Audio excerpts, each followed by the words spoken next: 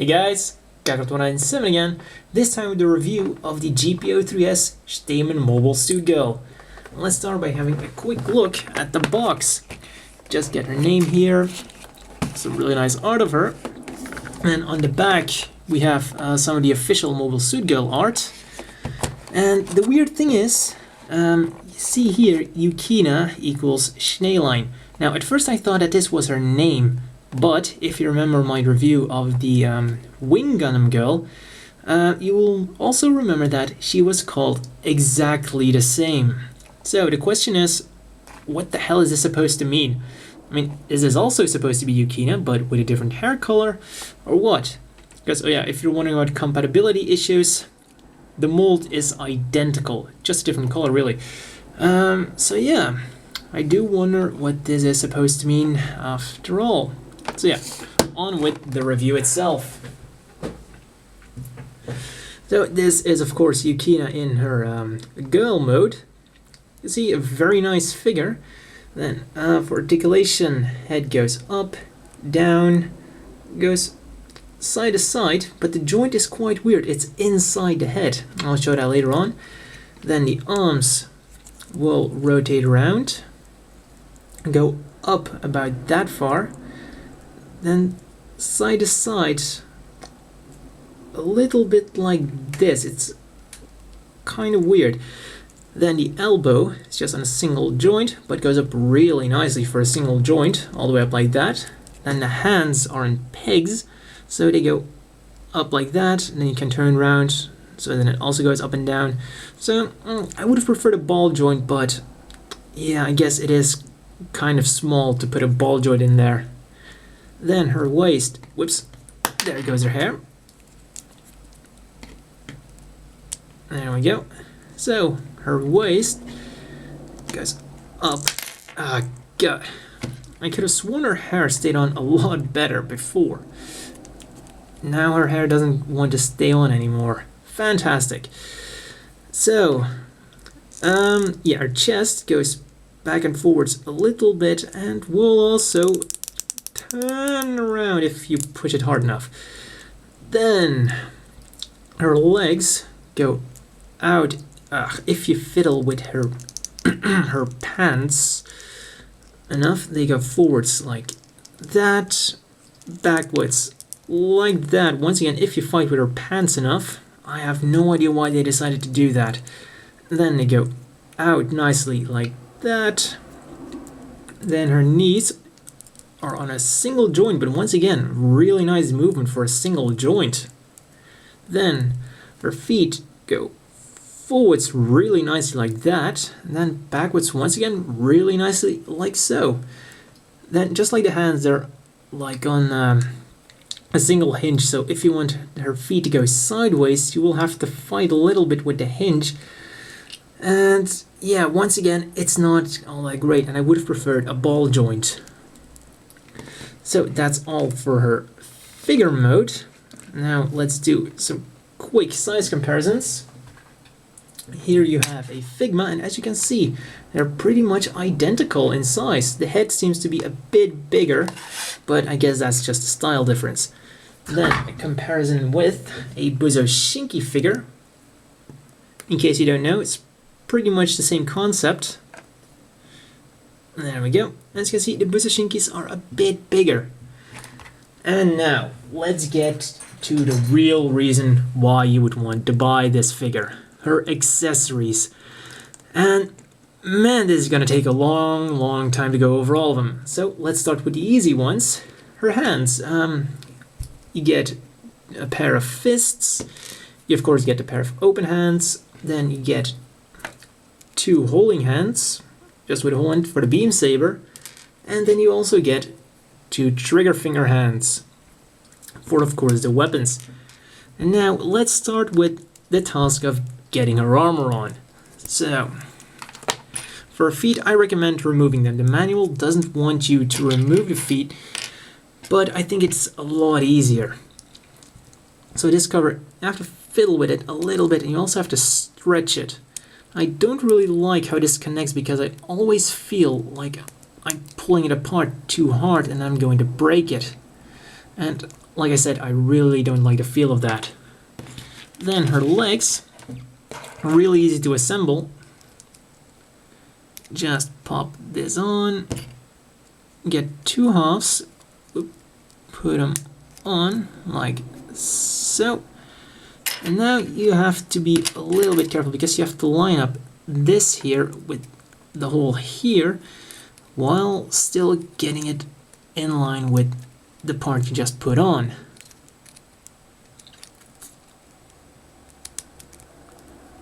There we go. Then you put on this.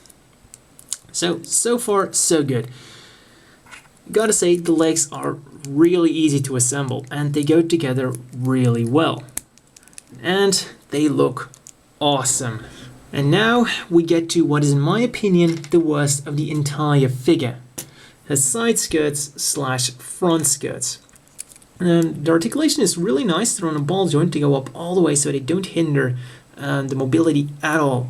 The problem is you have a peg here, you have a hole in her pants, and as you've already noticed, the pants are rubbery, so in order to get enough grip on them, you have to move it sideways to pop it in. There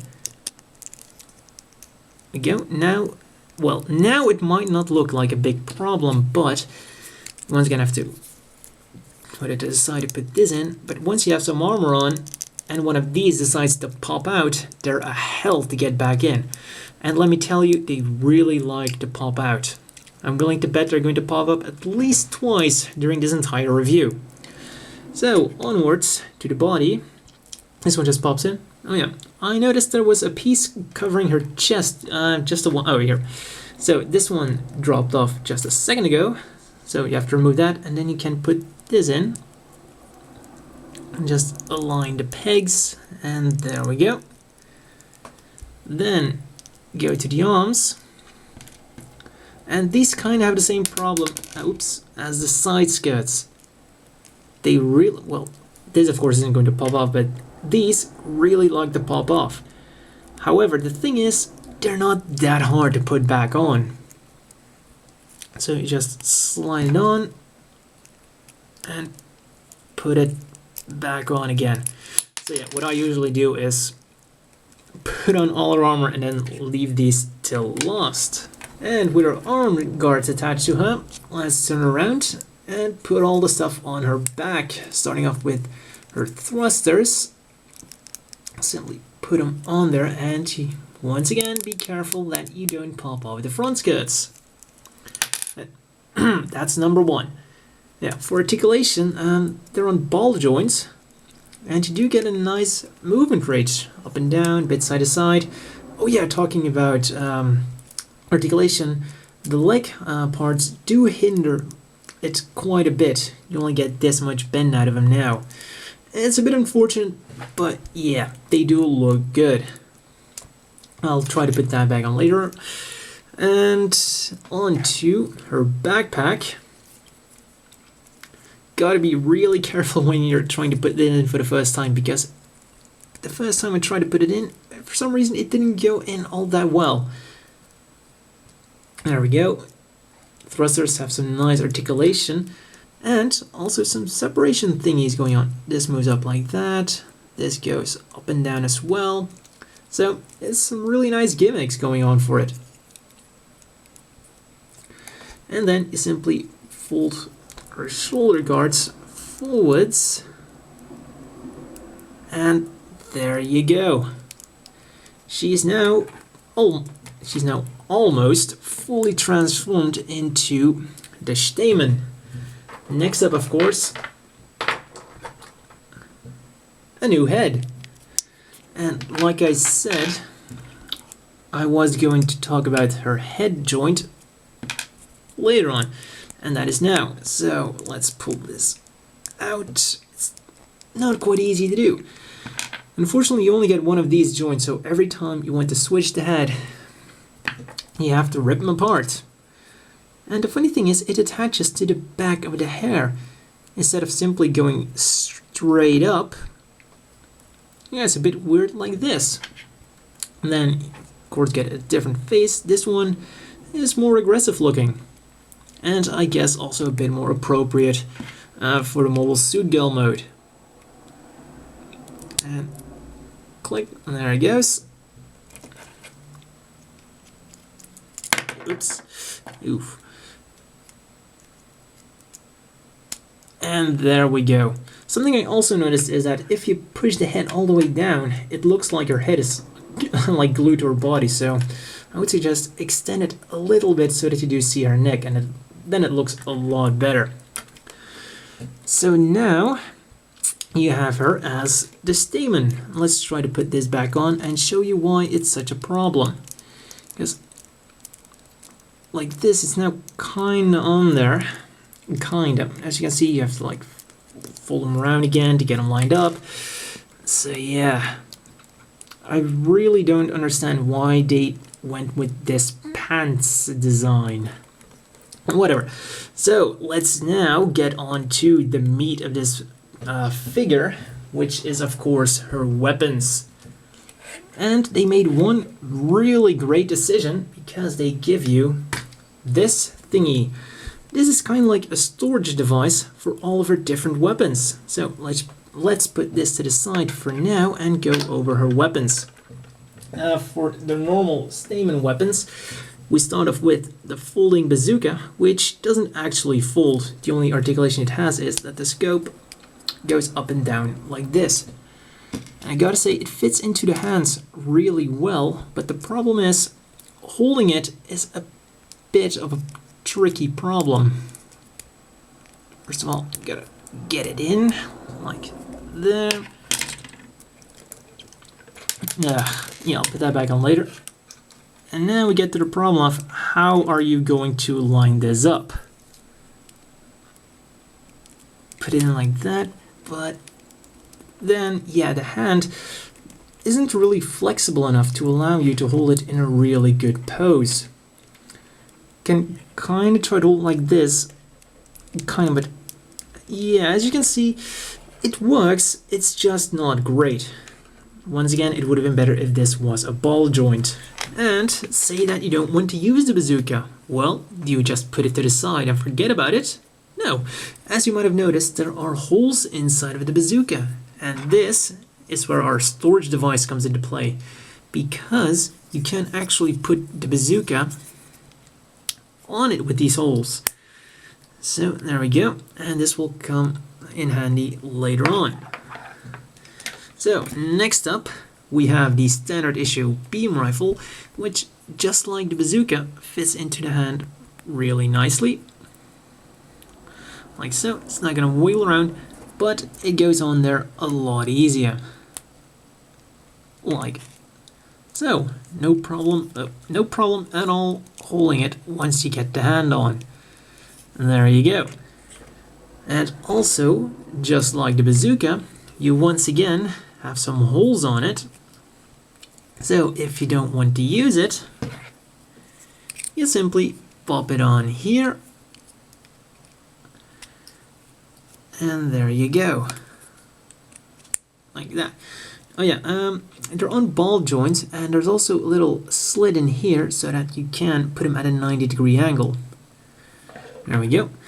And of course, every Gundam comes with a shield. And it's very simple. There's a hole on here, a peg on here, and just pops in there. Sits in there really securely, and it's not going to fall off. And then you put it on here, and unfortunately, this isn't a really great fit because, oops, like I've just shown you. Like so. The problem is, come on, get on there. And there we go. The problem is, it's not really securely on there. It will always flail around and fall off. So the shield is a little bit too heavy for these arm guards. You could try to like really put it to the back and then gently secure it. Always have to be a little bit careful. You really got to put it to the end and make sure that there's a lot of friction between the arm and the arm guard. and try not to touch it afterwards. So I would suggest putting on the shield lastly. Or, what if you don't want to use a shield? Well, they conveniently give us a little connection device, because as you can see, this takes a peg on either side. What you want to do is pop it in, and then you can simply put it on the storage device. And the last weapon of the Stamen itself is a nice little beam saber. Unfortunately, you only get one, but you do get a nice clear beam, which fits in there really securely. Then you just grab the holding hand, and once again sits in there really nicely. And unfortunately, as far as I know, there's no way to put it, well, to store it on the model itself, which is a bit of a shame because you can pretty much store everything else on the model. And yeah, a tiny little beam saber, that's quite easy to lose. Still looks really nice. Ugh. And that's the second time it fell off. With all the Stamen accessories down, it's time for the Dendrobium accessories. Starting with the little eye fuel generator you get. Pretty much works the same as the shield. You get a peg here, attaches to either one of the arm guards, or, as I prefer to do, you get a second one of these round connector things. Just pop it in here. Whoops. You pop it in here. There we go. Then I'm just gonna pop this out again. Whoops. Go and put it in here. Now we finally come to the main thing of this entire figure, the giant ass beam cannon. But oops, before we get on to this, let's face it, once we put this on the figure, there's no way she's going to be able to stand up. So let's discuss the stand first. The stand you get is exactly the same as the one you get with the Wing Girl, but because there's a lot of stuff that goes on her, you can see there are screws here holding it together. I would recommend tightening these screws. Definitely. You just have to do it, or else she's not going to be able to stand up. Well, or it's not going to be able to hold her up. So yeah, definitely do that before you try to prop her up. And other than that, yeah, you get 3 holes in which you can put it in. Then you get, of course, the normal thingy here to connect her to. You can connect it to either one of these 2 holes, or you can connect it to the storage device thingy, which we're going to do now. So simply line it up and connect it in here. You do have to make sure, and there it goes, the front skirts again. Just put it in like so, and then you get this extra part. You put it in here. It's a bit fiddly, and well, the manual wants you to do it like this, but I would actually recommend attaching this to the storage device first. But yeah, and there goes the second side skirt. Fantastic. Then you can simply fold it over like this to make it look more like an eye field. Then you connect this in here, and you try not to break anything, which is a major concern here. And once you've done that, she's standing up nicely like this. One more thing about the stand is it comes apart really easily. So when you're trying to move her around, be careful that always make sure that this is at somewhat of a big angle. If the angle is too small, it might fall over. So yeah, just be careful. And now let's once again get on with the beam cannon. So what you want to do when you want her to hold it is, you first of all pop out a little scope, then you remove this panel here and you replace it with this handle. But what I recommend doing is you take the panel and first of all you attach the hand like so. There we go. Oh wait, other way around. You attach it like so, and then once again there are holes in here which are designed to go onto the storage device. And I seriously doubt you can make her hold this giant beam cannon without them. Then you simply pop in her hand, connect this, and there you go. And the best thing of it all is she has no problem holding it whatsoever. The only restriction you have is that it's connected to the backpack the backpack storage device thingy, but it does allow for for a lot of movement, because as you can see they're jointed here on two joints, so they can go all the way like so, or if you turn them around they will also go all the way like that the other way around.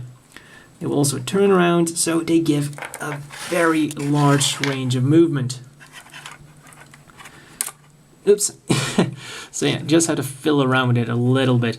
And you can of course attach it to different sections of the beam cannon for different poses, because there are also holes on different parts of it.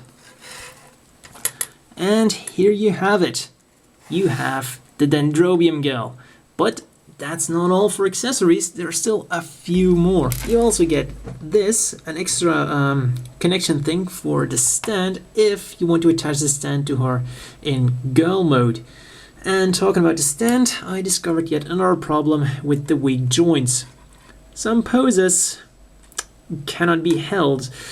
So after this review I'm probably going to use the super glue trick on this stand to make it a lot more secure. And just like the screws, I totally recommend you doing the same if you want to get the most out of her. Because this looks nice, and this also looks nice, but not as nice as upright. And finally, you also get this interesting little connector thingy. Oops. It's see-through, and I guess it's, well, to create an effect that a part is hovering at her. I don't know, but it's interesting nonetheless. And really finally, you get two of these connectors. And why would you need these? Well, for example, you want to attach the bazooka to one of her arm guards, because these will of course go into these holes, and then you can mount one of the weapons directly onto her arm, which once again is very interesting. So a lot of customization options, and that was really the last accessory you get. So you get a shitload of accessories, literally. Now, and before we move on, I forgot to mention some of the articulation on the storage pack, because you have a hinge here so that it can move up and down even when it's on the figure. And then you have two more hinges here and here, so it can move inwards and upwards like that. And then you also have an extra hole here, so if for some reason you're crazy enough to buy two of these figures, you can actually put another one in here, and then you would have 6 arms in total. But hey, you only need the 4 that are included to have her cosplay as Dr. Octopus, so that would be a bit overkill. As always, the inevitable question is, do you want to buy this? And the answer is a resounding abso-friggin-lutely. The price is quite hefty, 5,500 yen, but still, you get a lot of accessories, articulation is great, the detail is mind-blowing. You even get like the warning things that you usually get with master grades. And just look at the shield and the amount of stuff that's written on there, it's fantastic. So I can hardly think of any bad things about this figure. The only really negatives are that the stand could definitely use some work. You have to tighten the screws. It is recommended that you use a super glue trick to make sure that it's a bit more steady. And for the figure itself, well, the only real problem is her her panties. Yeah, we gotta be honest here. When you look at it, it's a bit awkward. Let's keep it real. It literally looks like she is in her underwear. And it doesn't really help that her belly is exposed, which only adds to the awkward factor. So I would have preferred it if they had done, like, I don't know, pretty much every other action figure in existence, and that they've just given us, yeah, not the rubbery panties, but just normal plastic there. I don't know, just a suggestion. But yeah, other than that, this kit is fantastic, and it's definitely worth every yen, dollar, euro, or whatever currency you're using.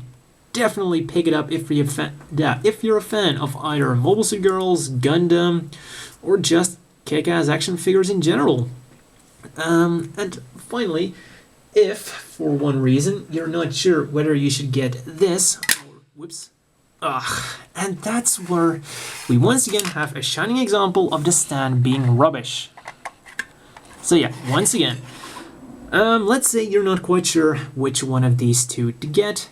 Definitely go for Dendrobium Girl. You get so many accessories, you could literally spend all day coming up with new combinations, accessory combinations. Well, you could literally spend the entire day doing that.